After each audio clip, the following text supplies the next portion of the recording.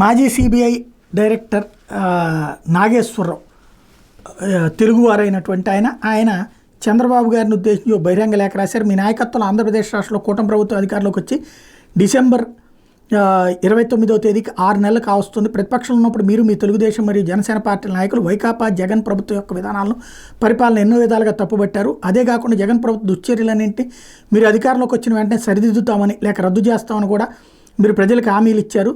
మరియు వైకాపా జగన్ పాలన దుర్మార్గమని, నేరపూరితమని, దౌర్జన్యపూరితమని, అవినీతి కుంపటని మీరు మీ కూటమి పార్టీలు గట్టిగా విమర్శించడమే కాకుండా మీరు అధికారంలోకి వచ్చిన వెంటనే ఆ దుర్మార్గపు చర్యలు చేసిన వారి మీద, ఆ నేరస్తుల పరమైన అవినీతి చేసిన వాళ్ళపైన చట్టపరమైన చర్యలు తీసుకునేటమని కూడా హామీలు ఇచ్చారు. ప్రజాస్వామ్యంలో ప్రజలే ప్రభువులు కనుక ప్రభుత్వానికి జవాబుదారీతనం ఉండాలని మీరు ఎప్పుడూ చెప్తుంటారు. కాబట్టి గత 6 నెలల్లో మీ నాయకత్వంలోని కూటమి ప్రభుత్వం వైకాపా జగన్ పాలనలో ఏ తప్పిదాలను, ఏ తప్పుడు విధానాలు మార్చిందో లేక రద్దు చేసిందో, అట్లాగే దుర్మార్గపు చర్యలు చేసిన వాళ్ళ మీద, నేరస్తుల మీద, అవినీతి చేసిన వాళ్ళపైన, ప్రజా సంపదను దోచుకున్న వాళ్ళపైన, ప్రకృతి వనరులు కొలగొట్టిన వారిపైన ఏమేమి చర్యలు తీసుకుందో, ఎంతమందిని అరెస్ట్ చేసి జైలుకు పంపిందో ఇత్యాది పూర్తి వివరాలతో ఒక శ్వేతపత్రాన్ని వెంటనే విడుదల చేయాలని వినతిపత్రం అంటూ ప్రకటించారు.